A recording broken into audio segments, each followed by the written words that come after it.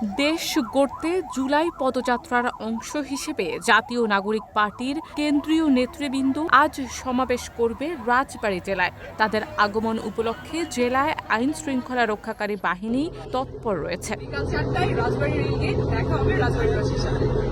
আপনারা যারা যেখানেই থাকেন না কেন, আপনাদের অভ্যুত্থানের সহযোদ্ধারা আসছে আপনাদের ঘরে। আমরা বিশ্বাস করি আমাদের এই যে দেখা হওয়া, এটা কোনোভাবেই কোনো ওকেশনের কারণে বাধাগ্রস্ত হবে না। আর এটা ওইটা না, কাপড় ধোয়ার একটাই সলিউশন, চাকা অল ইন ওয়ান। একই দিনে যুবদলের বিক্ষোভ সমাবেশ থাকায় কোনো ধরনের অপ্রীতিকর পরিস্থিতি এড়াতে ও এনসিপির কেন্দ্রীয় নেতাদের নিরাপত্তা নিশ্চিতে তারা মাঠে রয়েছে। জুলাই যোদ্ধারা আসবে রাজবাড়িতে।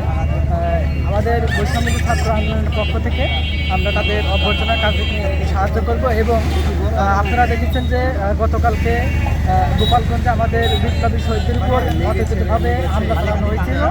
এর প্রতিবাদে আমরা গতকালকে কর্মসূচি পালন করেছি এবং আজকে যেন এরকম কোনো ঘটনা না ঘটে। যারা আসতেছে তারা তো সবাই জুলাই, তারা আমাদের দেশের জন্য আসলে নেমেছিল রাজপথে এবং তাদেরকে দেখে আমরা আসলে রাজপথে নেমেছিলাম।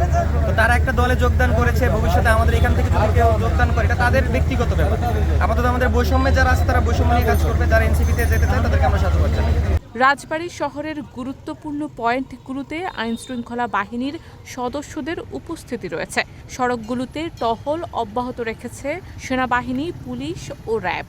সার্বিক নিরাপত্তা আমরা পুলিশের সঙ্গে কথা বলেছি, অন্যান্য প্রশাসনের যারা আছেন তাদের সঙ্গে কথা বলেছি। আমাদের নিরাপত্তার ব্যবস্থা রাজবাড়িতে খুবই ভালো এবং রাজবাড়িতে অন্যান্য যে রাজনৈতিক দলগুলো আছে এখানে এক ধরনের সহাবস্থানের বিষয়টা আছে।